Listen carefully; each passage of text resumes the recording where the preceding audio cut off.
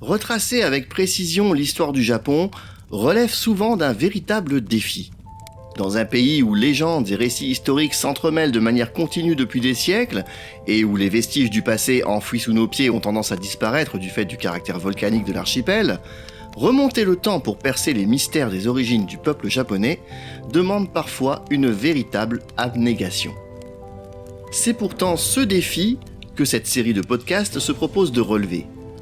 Nous allons plonger dans des milliers d'années d'histoire et tenter d'en dévoiler tous les secrets, si bien cachés soient-ils, afin de constituer la fresque historique la plus complète, la plus détaillée, et surtout le portrait le plus fidèle possible de ce pays fascinant qu'est le Japon.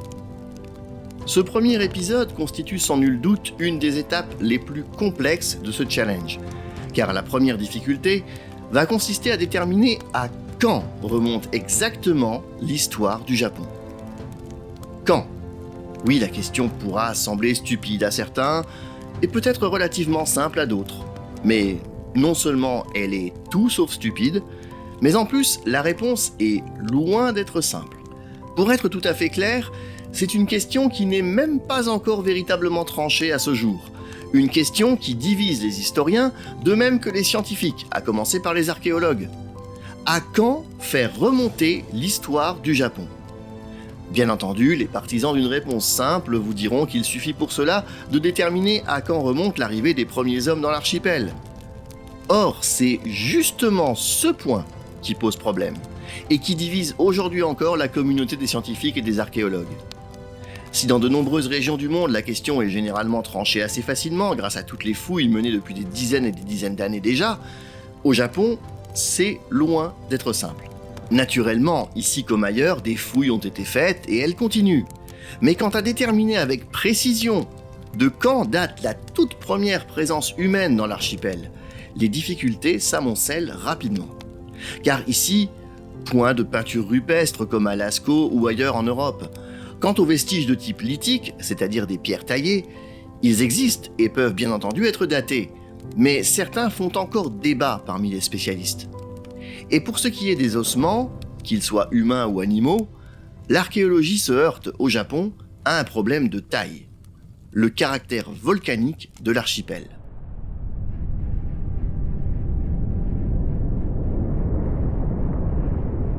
En effet, le Japon est à lui seul un arc volcanique. Un pays où les mouvements de l'écorce terrestre se font sentir régulièrement, à travers les nombreux séismes bien sûr, ce ne sont pas les exemples qui manquent, mais aussi avec la centaine de volcans que compte le pays. Ce volcanisme très actif est à la fois un indicateur précieux qui permet de dater avec précision certaines couches stratigraphiques.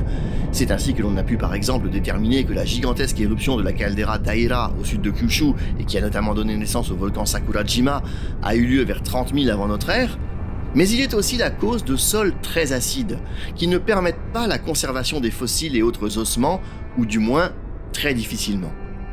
C'est en grande partie pour cette raison que l'on a tellement de difficultés à évaluer à quelle période remonte le premier peuplement de l'archipel. Lorsque l'on se penche sur les origines lointaines du peuple japonais, on a coutume de faire remonter celle-ci à l'époque que l'on a appelée Jomon, une période que l'on situe approximativement entre 13 000 et 400 ans avant notre ère.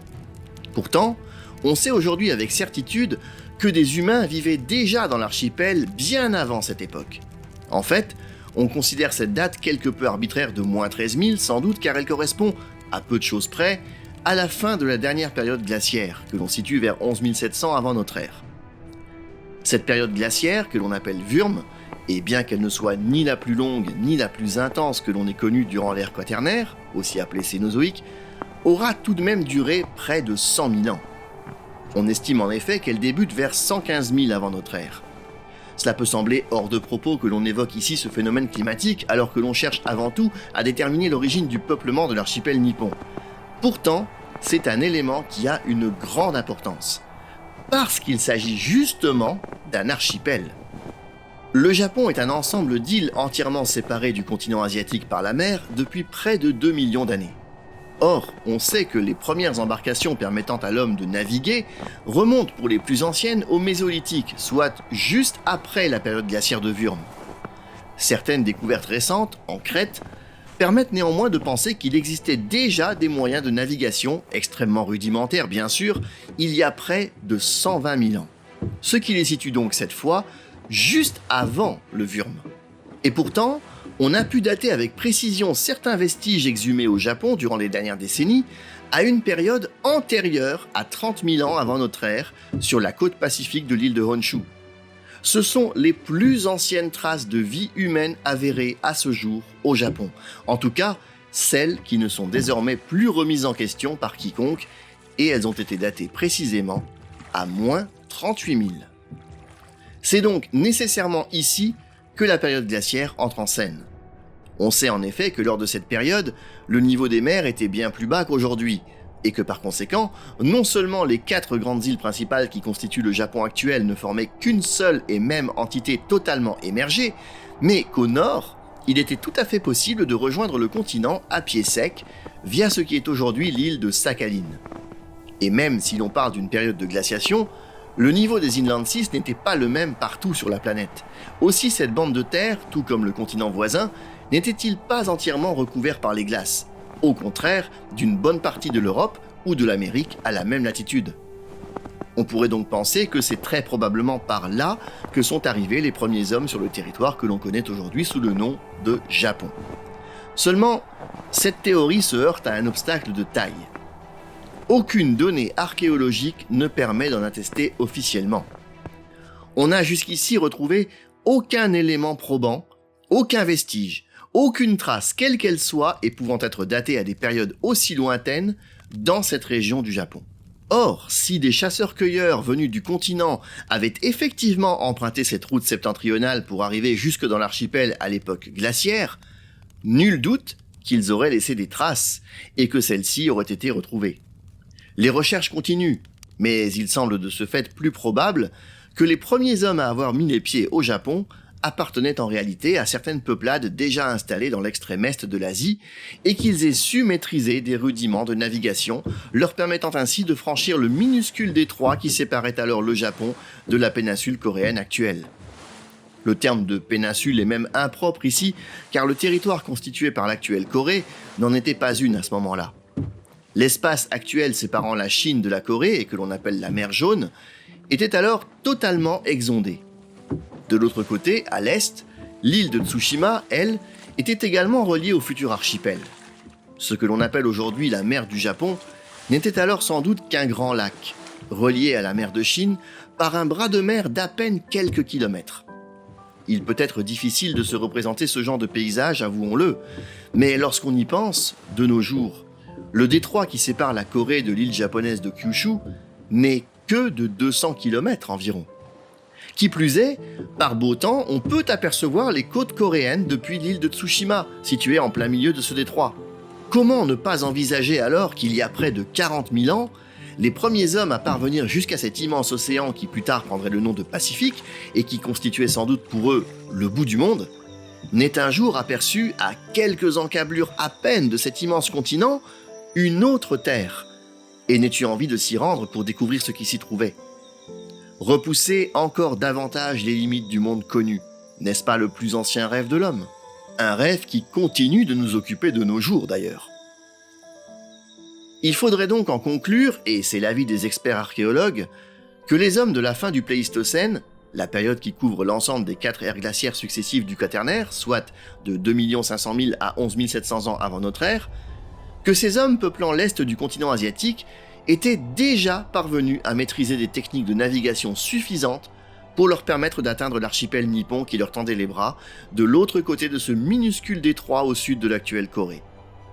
Cette conclusion s'impose d'elle-même au vu des certitudes dont on dispose désormais, à savoir ces fameuses traces d'activité humaine dans l'archipel remontant à 38 000 ans avant notre ère, et le fait que le seul moment où le passage entre le continent et les futures îles japonaises a pu se faire à pied sec se situe lors du dernier maximum glaciaire de Wurm, soit entre moins 28 000 et moins 21 000.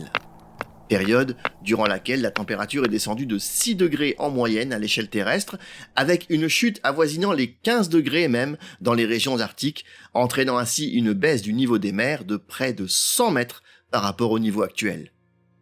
Si la colonisation du Japon par l'homme a eu lieu avant ce maximum glaciaire, ce dont on est sûr aujourd'hui, la seule conclusion possible est que la navigation était déjà maîtrisée. Et si tel est le cas, alors une troisième route peut elle aussi être envisagée, celle du sud.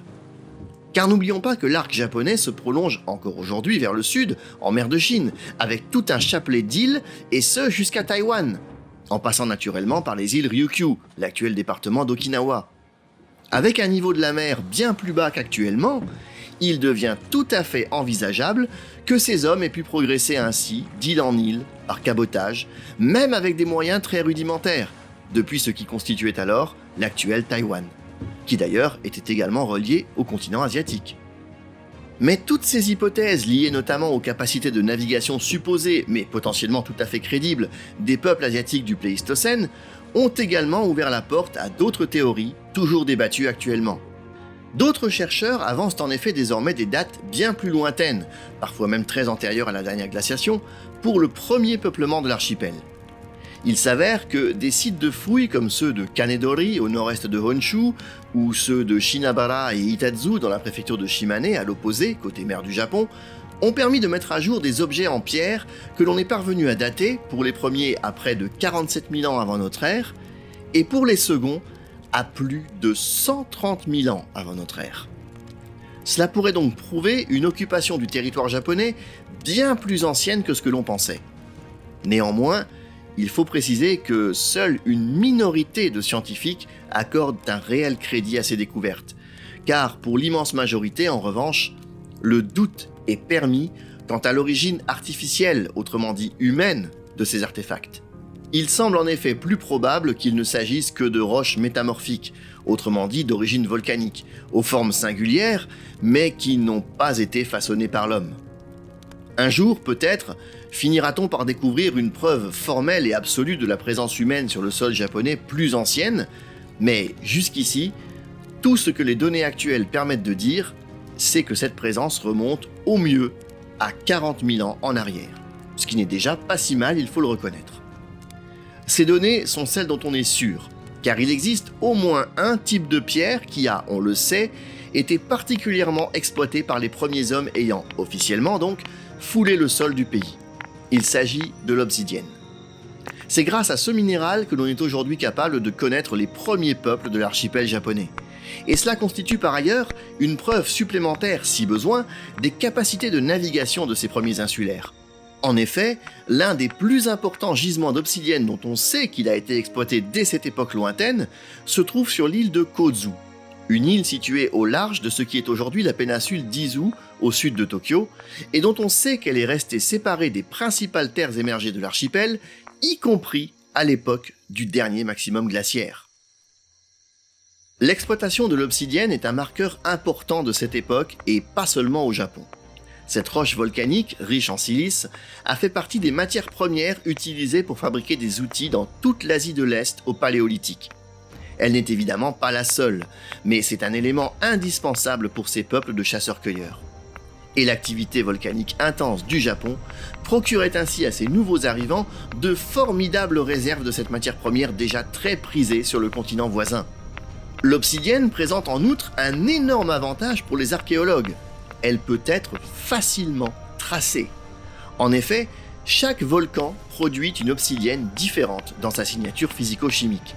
Aussi, à condition d'avoir préalablement procédé à un laborieux travail d'inventaire des différentes obsidiennes du pays, on est capable de savoir d'où provient tel outil retrouvé à tel endroit, et de s'apercevoir ainsi que dès les premiers peuplements de l'archipel, ces populations procédaient à des échanges, parfois sur près de 200 km. C'est ainsi que durant les derniers millénaires de l'ère glaciaire de Würm, petit à petit, des peuples probablement originaires d'Asie orientale et potentiellement sans doute aussi d'Asie du Sud-Est commencent à coloniser ce nouveau territoire que constitue l'archipel japonais. Ils y découvrent une intense activité volcanique qui, loin de les repousser, leur permet de se procurer une matière première importante à leurs yeux. Ces hommes, qui maîtrisent déjà des techniques de navigation rudimentaires, s'installent progressivement dans cette région a priori hostile et sauvage, et qui constitue alors pour eux une sorte de Finistère, Une terre du bout du monde, bordée par une étendue d'eau immense et qui leur semble sans fin. Une mer comme ils n'en ont encore jamais vue et où ils n'oseront pas s'aventurer.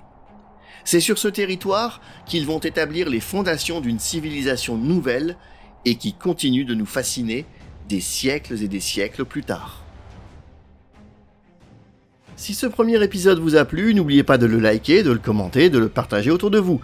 Abonnez-vous pour ne pas manquer les prochains podcasts, ainsi bien sûr que toutes les autres vidéos de la chaîne. J'attends vos avis avec impatience sur ce nouveau format, et d'ici là, continuez d'aimer le Japon. Matane!